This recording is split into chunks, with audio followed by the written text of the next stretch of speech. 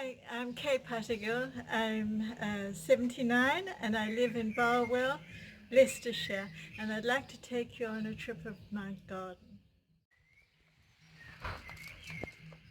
This is a mosaic I made for outside my place, and it took me nearly a year to do. This is my wildlife pond. It's not filtered because I don't have fish in it because fish eat tadpoles, but it has got the water circulating.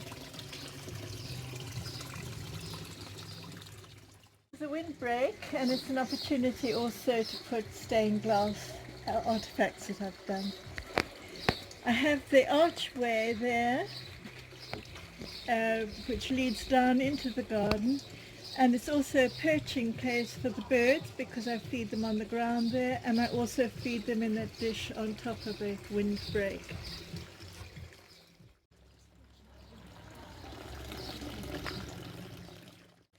This is the fish pond, and the birds come here and they actually bathe on the far side. In the winter and early spring, I have made this thing. I've got 4 of these. It's hose pipe which I've put onto mesh and joined with a cork, and this floats on the water and gives the fish protection from the heron. When I came here, all the fences were wooden and they blew in quite quickly and destroyed lots of the creepers and things. So I replaced them with gravel board, which I painted black, and to enlighten it up I wanted to put mirror in, but plain mirror would be death trap to birds, so I broke it up and mosaicked it. This is a Paliban lilac, and it has the most beautiful perfume when it's in flower, and I love perfume in the garden. Next to it is a Cornus Cusa, which I keep trimmed down so that it never gets too big because I don't want to have too much shade in the garden.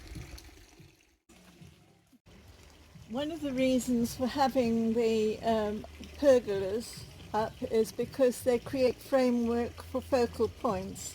So this leads obviously to this mosaic I did with my daughter many years ago.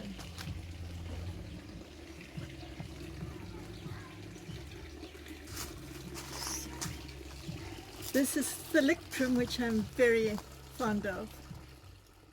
I have various hostas in the garden. To date, I don't have any snails or slugs at them, but that'll happen. I like colour in the garden, and the yellow euphorbia is going to look stunning against the irises behind them, which are just coming out now. I love this Camassia, and it goes so well with the peonies.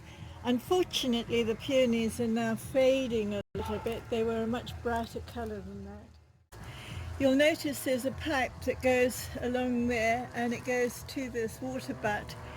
It comes all the way from the conservatory right down the other end, and this is so that I don't have to haul buckets all the way up the garden here to water vegetables.